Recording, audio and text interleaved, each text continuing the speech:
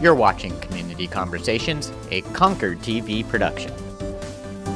Welcome to Community Conversations. I'm your host, Josh Hardy, and we're still doing this virtually via Zoom, where we talk with interesting and influential people in our Concord community. And with me today, I have Brenda Perkins. She's the founder and the president of the board of directors of Hearts for Kindness. Brenda, thanks for being on here. I know you and I had seen each other at a Chamber of Commerce virtual event, and that kind of was sort of the spark that brought this about. But thank you for being on the show today. My pleasure. I'm excited for the opportunity to share our mission with Hearts for Kindness. So why don't you start us off with kind of, as founder, you have all of this background, the history of Hearts for Kindness. Could you tell us sort of about the history of the organization and kind of why you started this nonprofit organization? I'm excited to. So I will celebrate 25 years as a realtor this fall. And through that organization, I started volunteering and serving on boards and committees, running fundraisers and community events. And it developed something in me. I guess I sort of knew was there, but didn't knew all the potential that I could tap into. And I kind of always had this dream that I wanted to be a Secret Santa all year long. So I would pray for millions, and the millions never came.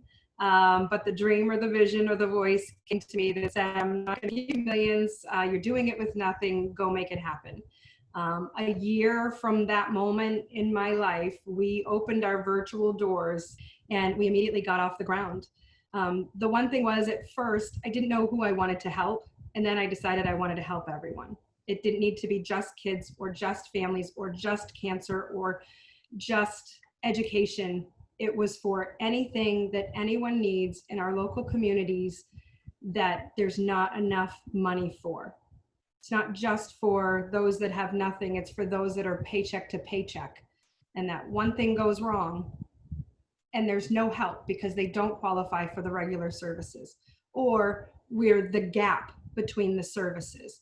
They can get fuel assistance going forward, but they can't get that fuel assistance going forward if they have a back balance. We can help with that. So we're trying to fill gaps in the services. And really, hard times can happen to anybody. And that's, I think, a great point you made, that there's people who kind of fall between the cracks of society sometimes, where we run into financial troubles or medical issues, and it can really happen to any of us at any time. So your organization really, it's, from the sounds of it, you're helping provide that support to people who otherwise wouldn't have avenues of that support. Now, I know that you're, in terms of your mission, your purpose, it's to promote community and to promote hope, right? So what are the three, you had mentioned before there were three programs that you offer. If you could tell us what those programs are and how they promote community and how they promote hope. Yes. Okay. So our first program is Acts of Kindness. And the nice thing about the way we set ourselves up is that encompasses almost everything. So an act of kindness for us, maybe we'll have a food pantry come to us and say, we're running really short on certain supplies. We'll do what we call a community call to action. We'll try to help use our connections to gather items to bring there. But we can also, just as an act of kindness, spend up to $250 to go buy those supplies that they so desperately need and get them delivered, usually within 24 to 48 hours.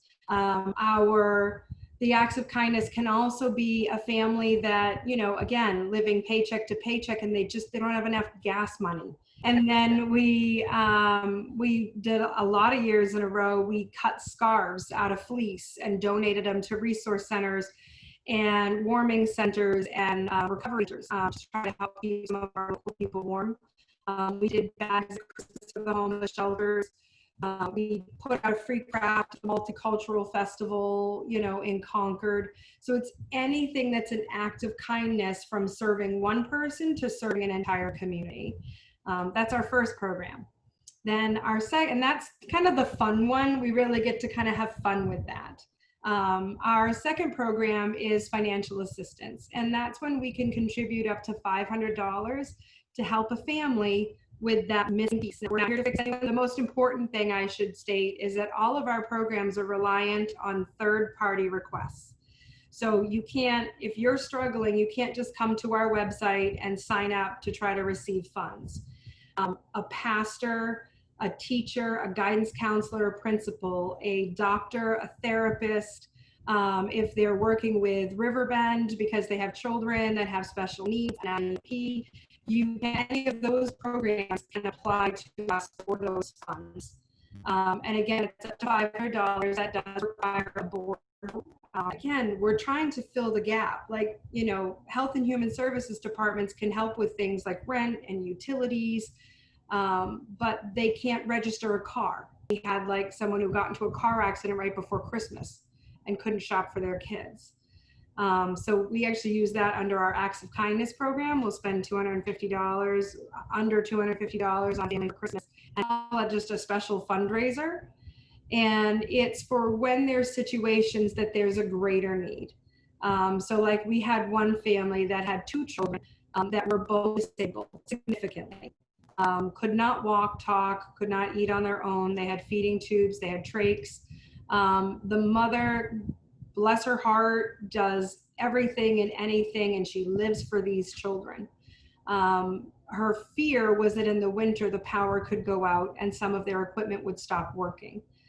So we worked with an electrician, he donated his services, and we were able to purchase her a generator. Wow. So that was just an incredible moment to help that family. That's great. Some amazing stories there. And I'm sure you could keep going on and on with all the different people you've helped. That's pretty incredible. So specifically during these times, Brenda, a lot of people going through financial hardships. What have you seen in terms of people looking for assistance, especially during the pandemic? So initially we weren't seeing a lot of requests, and I think that's because the stimulus was coming through. There were extra funds, available here and there through the state and through the federal government.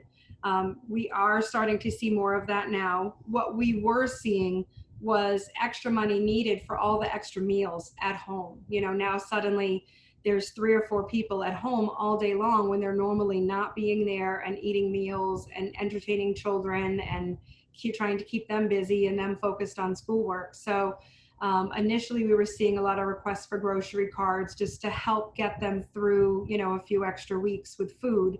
Now we're starting to see more requests as the extra money is going away, as people are going back to work, but their hours are not full-time hours is what they're used to, so they're not making quite enough. So we are seeing more requests for assistance and it varies, but a lot of times it has to do with rent or utilities to help them stay caught up or get caught up. And I think the way most nonprofits phrase it is like an expense ratio, is how much of your revenue goes towards operational expenses and how much actually goes right back into the purpose, everything that you've been talking about. So could you tell me with Hearts of Kindness, just because you guys are, I don't know how unique this is, but I'll let you put it yourself, how you guys are structured. Yes. So I like to think we're a little unique. And I'm really proud that with us being, actively collecting money and putting money back out into the community and items back out into the community for almost 6 years now, that 100% of all of our donations has gone back out into the community. Wow. It is my personal mission to cover the costs that we have. So we use my dining room to have our board meetings. We use my cell phone when I need to make phone calls. Otherwise, everything goes through our Gmail and our website. But our website, our internet expenses, our insurance costs, my board and I make sure that those expenses are all covered. So if $20 comes in for the move from the community, I know that $20 is going back out to the community. So I'm really proud to say that, in almost 6 years, we are still at a 100% ratio of putting that money back out into the community. What are your thoughts being a nonprofit that serves the Concord community and surrounding towns as well? Do you find that Concord is a really supportive environment to be a nonprofit? Absolutely. I think that, it certainly helps that I have been, actively self-employed and working and networking, out of this community for almost 25 years. So I've been able to make a lot of connections. But even when I meet a total stranger and I get an opportunity to talk about Hearts for Kindness and what we're doing, we are just, encompassed with, love and support and appreciation. And with our acts of kindness, it's up to $250. And we have done those in areas outside of Concord. It's just kind of the further away we go, the less we feel we can do, but we try to do something, because the whole idea is everybody needs to know they're part of a community. They're not alone. And so many people, especially right now, feel alone, and we don't want them to feel that way. We want them to know that there is support and a community around them. And I don't know one community that shows that better than the city of Concord. Well put. Very well said. So for anyone who wants to get involved with Hearts for Kindness, what are some of the options for how they could do that? I'm glad you asked. Our website is Hearts for Kindness, FOR or the number 4. We kind of took both. So heartsforkindness.com. That's the easiest way to get to our website. You can fill out a volunteer form. If you want to make a donation, you can do that right through the site. You can also just message us with questions on the programs or things like that. Or if you want to assist us, we're always happy to take a discount on our supplies.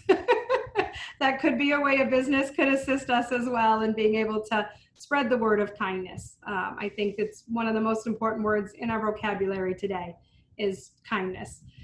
You can also mail us donations at our post office box, which is Post Office Box 1325 here in Concord, 03302. I guess the most important thing I would want to say is our logo is Hearts for Kindness Cares for You. Please care for someone else, especially now, and I'm going to get emotional just saying it, but there is no time like today that we need to be there for each other. It's okay to have an opinion, but be kind. It's okay to share an opinion, but be kind. And if you see someone that you think needs help, ask, help them, do what you can. We're such a good community in this area, this whole state. But specifically here in the city of Concord, and I just want to see us maintain that no matter what. Absolutely. Let's take care of each other and treat each other the way we want to be treated. So thank you, Brenda. This has been really informative, and I've learned a lot, and I hope our audience has as well. Brenda Perkins, the president of the board of directors and founder of Hearts for Kindness. Thank you, Brenda, for taking the time to talk to us today. Thank you so much for the opportunity. I appreciate it. And this has been Community Conversations. We'll see you next time. Thanks.